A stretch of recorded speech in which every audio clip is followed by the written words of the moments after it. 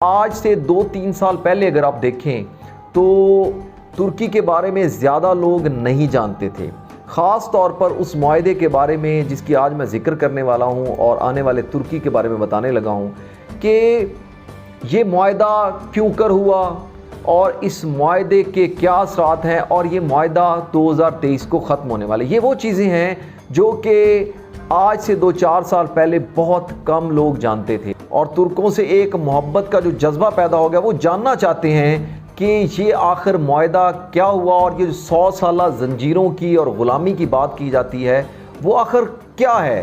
اور اب یہ غلامی کی زنجیریں جب ٹوٹنے لگی ہیں 2023 کے اندر، کیونکہ اب 2022 جو ہے وہ اینڈ ہونے والا ہے اور 2023 آنے والا ہے، تو آخر دنیا کے لیے وہ جو پورا ایک پلان کر کے پچھلے 8-10 سالوں میں کیا جا رہا تھا، اس کے اثرات کیا ہوں گے، اور وہ کیا سرپرائز دے گا ترکی پوری دنیا کو کہ دنیا میں ایک ہلچل اور تہلکہ مچ جائے گا۔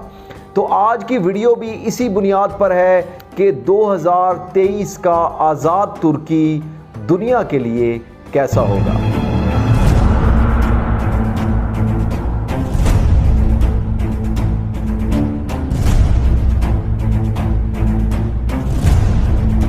السلام علیکم، میں ہوں سید اسد رضا اور آپ دیکھ رہے ہیں SAR آفیشیل یوٹیوب چینل۔ 2023 کے ترکی پہ بات کرنے سے پہلے ان ناظرین کے لیے جو کہ یہ جاننا چاہتے ہیں کہ آخر یہ معاہدہ جو کہ ٹریٹی آف لوزین کے نام سے مشہور ہے، وہ معاہدہ کیوں کر وجود میں آیا، اس کی ضرورت کیوں پیش آئی، تو اس کے لیے ایک بریف سا میں انٹروڈکشن دوں گا۔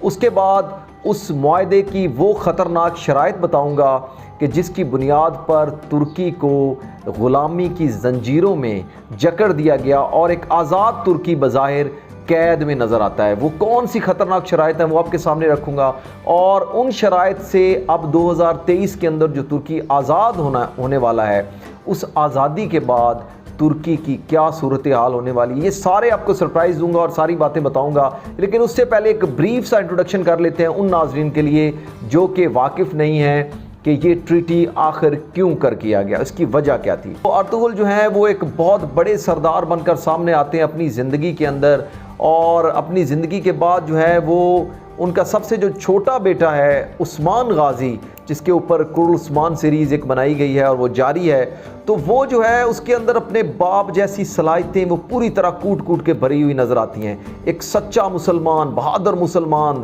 جرت والا اور مسلمانوں کا صحیح ریپریزنٹیٹو بن کے سامنے آتا ہے۔ تو خیر وہ اپنے باپ کی سوانح حیات کو اسی طرح جاری کرتا ہے اور دنیا میں ایک فتوحات کا ایک سمندر لے کے آتا ہے، اور آپ اندازہ کیجئے کہ 3 بر اعظموں تک خلافت عثمانیہ جو کہ بنیاد رکھی عثمان غازی نے، اس کی جو ہے وہ سلطنت قائم تھی۔ اور جب یہ سلطنت ٹوٹی ہے تو یہ آپ کے لیے بڑا سرپرائزنگ ہوگا کہ جب یہ سلطنت ختم کی گئی تو اس میں سے کوئی 1-2 ممالک نہیں بن کے سامنے ہے، 40 سے زیادہ جو سلطنتیں ہیں وہ اس سے وجود میں آئیں۔ تو آپ اندازہ کر سکتے ہیں کہ عثمان غازی کی کتنی بڑی فتوحات تھیں، اور وہ اسلام کو اور مسلمانوں کو کس لیول پر لے کر گئے تھے، اور اسلام کا علم کتنا بلند کیا تھا۔ خیر عثمان غازی کے بعد جو ہے وہ اس طرح کے بہادر لوگ سامنے نہیں آئے، اور یہ جو اتنا بڑا 3 بر اعظموں تک جو پھیلا ہوا تھا خلافت عثمانیہ کا دور، وہ آہستہ آہستہ زوال کا شکار ہو گیا، کچھ غداروں کی وجہ سے، کچھ عیاشیوں کی وجہ سے، اور پھر آخر میں سلطان عبدالحمید صاحب آتے ہیں اور پھر ان کو بھی صفحہ ہستی سے ہٹا دیا جاتا ہے، اور پہلے جنگی عظیم کے اندر 1920 کے اندر جو ہے برطانیہ اپنے کچھ اتحادی ممالک کے ساتھ مل کر جو ہے وہ ایک بڑی سازش رچاتا ہے اور خلافت عثمانیہ کو گھٹنے ٹیکنے پر مجبور کر دیتا ہے۔ تو جرمنی کے توسط سے ایک معاہدہ سائن کیا جاتا ہے۔ اس سے پہلے بھی کافی سارے معاہدے چھوٹے چھوٹے ہوتے ہیں، لیکن یہ ایک بڑا اور ایسا معاہدہ تھا جس پہ تاریخ لکھی جا رہی تھی۔ تو یہ 100 سالوں کی تاریخ جو ہے وہ جس معاہدے پہ لکھی گئی ہے، وہ سوئٹزرلینڈ کے ایک علاقے لوزین کے اندر یہ معاہدہ طے پایا، اسی لیے اس کو ٹریٹی آف لوزین کہتے ہیں، اور یہ فرانس کی پارلیمنٹ کے اندر آج بھی موجود ہے۔ तो ये 100 साल जो तारीख लिखी गई वो क्या थी और तुर्कों को किस तरह जो है वो उन ग़ुलामी की ज़ंजीरों में जकड़ा गया, इस पे बात करते हैं। ये मुआहदा जो 1923 में तय पाया, उसके अंदर बज़ाहिर जो है वो तुर्कों के लिए एक आज़ाद रियासत उनके वजूद में आ गई, लेकिन इसके साथ साथ उनको पूरी तरह आज़ादी नहीं दी गई। वो मैं आपको बताऊंगा कि कितनी ख़तरनाक शराइत हैं जो कि तुर्कों के साथ उन्होंने बांधी हुई थी और आज 100 साल पूरे होने के। और यही वो खुशी है और यही वो जज्बा है जो कि 2023 के अंदर एक बहुत बड़ा चेंज लेकर आएगा। शराइत क्या थी? जो सबसे ख़तरनाक शर्त थी वो ये थी कि खिलाफत उस्मानिया को जो है वो ख़त्म कर दिया जाता है और तुर्कों को जो है वो एक छोटे से इलाके में उनकी बाउंड्री रख दी जाती है कि इससे बाहर आपका कुछ भी नहीं है, यही इलाका आपका है और इसी के अंदर आपने रहना है। बात यहाँ पे ख़त्म नहीं होती, उन्होंने तुर्की को एक सेकुलर रियासत का दर्जा दे दिया और शुरू में तो इतना बुरा हाल था कि वहाँ पे आप अरबी के अंदर अजान भी मुसलमान नहीं दे सकते थे। एक वो खिलाफत उस्मानिया जो कि मुसलमानों का अलम जो है वो 3 बर्र आज़मों तक जो है वो बुलंद करता है और दूसरी तरफ अपने ही छोटे से इलाके के अंदर वो अरबी में अजान भी नहीं दे सकते। तो इतने बड़े दुख की बात थी और इससे भी ज़्यादा दुख उनको एक चीज़ छिन जाने का था और वो क्या चीज़ छिन गई उनसे? हिजाज़ मुक़द्दस। हिजाज़ मुक़द्दस से मतलब मेरा है मक्का मुकरमा और मदीना मुनव्वरा। तो ये ऐसी चीज़ें थी जो कि तुर्कों की जान थी और एक मुसलमान के लिए इससे बढ़कर सादत नहीं होती कि वो हज करे, उम्रा करे, और इससे बड़ी सादत क्या होगी कि वहाँ पर कोई बंदा मेज़बान हो और वहाँ पे खिदमत के काम सारे सर अंजाम दे रहा हो। तो ये तुर्कों के पास बात थी और ये बात छिन जाने का उनको बड़ा दुख है। ये तो था उनका रिलीजियस और मोरली उनको डाउन करने का एक बहुत बड़ी उनकी जो चीज़ें थी। इसके साथ साथ इकनॉमिकली उनको बड़ा टॉर्चर किया गया और बड़ी ख़तरनाक शराइत रखी गई।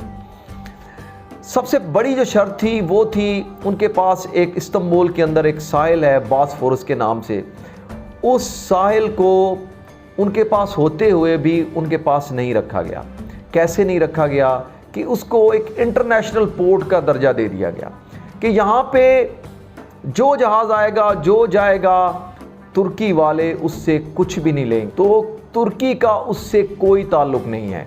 तो ये एक बहुत बड़ा इकोनॉमिकल टॉर्चर था। उसके बाद चौथी जो इससे भी बड़ी ख़तरनाक शर्त है, तुर्की की ज़मीन बड़ी ज़रखेज़ है। किस हवाले से? कि वहाँ पे मादनियात का समंदर है, तेल की एक्सप्लोरेशन है, लेकिन इस मुआहदे के तहत तुर्की जो है ना अपनी मादनियात, हत्ता कि सोना भी मौजूद है तुर्की की ज़मीन के अंदर, ना अपना सोना ड्रिल कर सकता था, निकाल सकता था, ना कोई और मादनियात निकाल सकता था, और ऑयल के इतने बड़े बड़े ज़ख़ीरे वो भी ड्रिल नहीं कर सकता था। अब ड्रिल नहीं कर सकता था तो लाजमी सी बात है कि वो तेल के ज़खायर और वो सारी चीज़ें उसको ख़रीदनी पड़ती हैं। अपने पास होते हुए भी हाथ तुर्कों के बांधे हुए थे और वो सारी चीज़ें बाहर से ख़रीदते थे। इन शराइत को अगर आप देखें तो बड़ा ही ख़तरनाक सिचुएशन नज़र आती है और ऐसे लगता है कि तुर्की का सर्वाइवल जो है पता नहीं 100 साल कैसे हो गया है, क्योंकि उनको हर तरह से बांध के रखा गया। उन्होंने इसके बावजूद मुकाबला किया और तुर्की का आज नाम है। जहाँ पे मुसलमानों के दर्द की बात होती है, तकलीफ़ की बात होती है, चाहे कश्मीर हो, फ़लस्तीन हो, बर्मा हो, तो तुर्की वो मुल्क है जो सबसे पहले मुसलमानों के लिए आवाज़ उठाता है और नज़र आता है मुसलमानों का हकीकी मानों में रिप्रेजेंटेटिव है।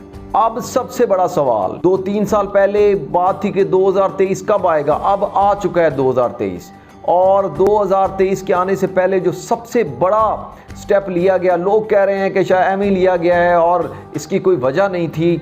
यकीनी तौर पर तुर्की एक बदलता हुआ तुर्की नज़र आ रहा है और उसकी सबसे बड़ी वजह है कि तुर्की का नाम बदल दिया गया है। तुर्की का नाम तुर्की से हटाकर तुर्किश ज़ुबान के अंदर तुर्की रख दिया गया है और ये बज़ाहिर कोई मामूली सी बात लगती है, लेकिन बेसिकली ये बदलता हुआ तुर्की की तरफ भी एक कदम है कि उसका नाम ही बदल दिया गया है। सबसे पहले तुर्की जो कि मजहबी तौर पर मजहबी रंग में नज़र नहीं आ रहा था, अब पूरी तरह आज़ाद तुर्की हर लिहाज से नज़र आएगा और खिलाफत उस्मानिया की वो चीज़ें जो कि ख़त्म कर दी गई थी दोबारा से नज़र आना शुरू हो जाएंगी। तो मोराली तौर पर तुर्कों के अंदर जो कि 8-10 सालों से काम किया जा रहा था, वो तब्दीली 2023 के अंदर बहुत ज़्यादा नज़र आएगी और एक रिलीजियस वे के अंदर वो बहुत बेहतर नज़र आएगा। चूँकि ये मुआहदा ख़त्म हो जाएगा और वो सारी रियासतें जो कि वजूद में आई खिलाफत उस्मानिया के ख़त्म होने के बाद, उनको क्या तुर्की वापस ले पाएगा? तो इस सवाल का जवाब तो बड़ा मुश्किल है और देना भी मुश्किल है, और शायद ऐसा मुमकिन भी ना हो कि वो सारी रियासतें जो कि 40 से ज़्यादा ममालिक बन चुके हैं उनको वापस ना लिया जा सके। लेकिन एक चीज़ है जिसको तुर्की लाजमी वापस लेना चाहेगा, वो है हिजाज़ मुक़द्दस। और तुर्कों का जो दर्द है वो देखा जाता है जब तुर्क वहाँ पे जाते हैं, उनकी आहो पुकार, उनका रोना और सबसे मुख्तलिफ नज़र आना जो है वो पूरी दुनिया देखती है। वो इसलिए देखती है कि वो कभी मेज़बान थे, आज मेहमान बन के जाते हैं। तो बड़ी तकलीफ़ दे बात है। और तुर्क जो है और कुछ करें ना करें, इस 2023 के अंदर मक्का मुकरमा और मदीना मुनव्वरा की मेज़बानी तुर्की लेने की पूरी कोशिश करेगा। आसान नहीं होगा लेकिन कोशिश ज़रूर करेगा। अब जो सबसे बड़ा चेंज आने वाला है वो है तरक्की करता हुआ तुर्की, और वो कैसे करेगा? उसका सबसे बड़ा होगा बूस्ट होगा इकोनॉमिकल बूस्ट। उसकी जो इकोनॉमी है वो एकदम राइज करेगी। कैसे करेगी? नंबर 1 पे तो वो साहिल समुंदर इस्तांबुल के अंदर है, बॉस्फोरस, उसका पूरा कंट्रोल जो है तुर्की ऐलान करेगा और पूरा कंट्रोल अपने हक में कर लेगा।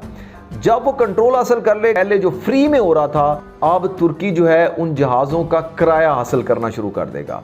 तो तुर्की अपनी मर्जी करेगा, अपनी मर्जी के किराए लगाए। और ये पोर्ट, मैं आपको एक बात बताता जाऊँ, ये पोर्ट जो है वो छोटा पोर्ट नहीं है। जिस तरह दुनिया के अंदर नहर सुएज़ की एक अहमियत है, बिल्कुल उसी तरह तुर्की के इस पोर्ट की अहमियत है बैनुल अक़वामी तौर पर। तो आप अंदाज़ा कर लें कि कितना बड़ा बूस्ट मिलेगा तुर्की को इस पोर्ट के खुल जाने की से और उसको हासिल कर लेने से। दूसरी बड़ी बात, जो ड्रिलिंग का मुआहदा उनके साथ हुआ है कि तुर्की ड्रिल नहीं कर सकता, ऑयल एक्सप्लोर नहीं कर सकता, मादनियात एक्सप्लोर नहीं कर सकता, तुर्की बड़े पैमाने पर ये अब करेगा। ना सिर्फ इसमें खुद कफील होगा और अपने लिए इस्तेमाल करेगा, बल्कि दुनिया को बेचेगा। तो आप अंदाज़ा कर लें कि तुर्की इन चीज़ों के बगैर जो तरक्की करता हुआ तुर्की नज़र आ रहा है और डिफेंस के अंदर कितना पावरफुल है, अब इन चीज़ों के साथ वो कितना डेवलप और तरक्की कर जाएगा और कितनी उसकी इकॉनमी स्ट्रॉन्ग हो जाएगी। और एक अंदाजे के मुताबिक दुनिया में पहली 2-3 इकॉनमीज़ के अंदर तुर्की का नाम हो जाएगा। अगर ये सारा प्रोसीजर हो जाता है तो तुर्की को एक बहुत बड़ा बूस्ट मिल जाएगा। एक मोराली तौर पर तुर्की स्ट्रॉन्ग हो गया, दूसरा इकोनॉमिकल तक स्ट्रॉन्ग हो गया। अब आते हैं तुर्की के इंटरनेशनली, देखते हैं कि तुर्की कैसे स्ट्रॉन्ग नज़र आता है 2023 के अंदर। तुर्की ने जो है वो एक अपना मकाम तो शुरू से बनाया हुआ है दुनिया के मुसलमानों की दुनिया के अंदर। अब वो एक अपनी लॉबी बनाने जा रहा है।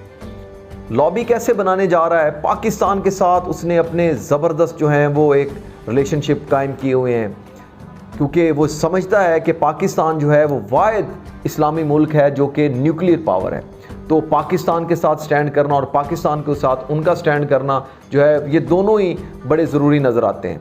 इसके साथ साथ दुनिया की सबसे बड़ी इकॉनमी जो है चाइना, और चाइना हरीफ है अमेरिका का, और चाइना जो है वो सुपर पावर बनने का ख्वाहिशमंद है। तो चाइना के साथ तुर्की ने एक ज़बरदस्त बॉन्डिंग बना ली है। दुनिया का सबसे बड़ा एक्सपोर्टर, दुनिया का सबसे बड़ा जो है वो इकोनॉमिक पावर जो है वो तुर्की के साथ नज़र आता है।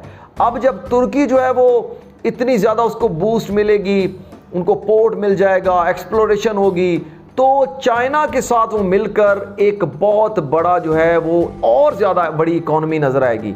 तो इस तरह ये जो वर्ल्ड ऑर्डर है वो 2023 के अंदर बिल्कुल बदलता हुआ नज़र आता है। वो जो सुपर पावर्स और ताकतें जो 2022 तक अपने आप को बहुत बड़ी फन्ने खां समझती हैं, अब 2023 के अंदर एक बहुत बड़ा चेंज आने वाला है। तो नाजरीन 2023 का तुर्की जो है वो हर शोबे में बदलता हुआ तुर्की है, एक आज़ाद तुर्की है, गुलामी से निजात वाला तुर्की है, 100 साला जंजीरों को तोड़ के बनने वाला एक नया तुर्की होगा। अगली वीडियो में हम देखेंगे कि दुनिया तुर्की के बारे में क्या सोचती है और वो 2023 को किस नज़र में देखती है और तुर्की का क्या रिस्पॉन्स होगा अगर इस सारे मामलात के अंदर कुछ सुपर पावर्स आने की कोशिश करती हैं। तो ये सारा अहवाल अगली वीडियो में देखेंगे और इसका जायज़ा लेंगे। अब तक के लिए इतना ही। Thank you very much. Syed Asad Raza को इजाज़त दीजिएगा। अल्लाह हाफिज़।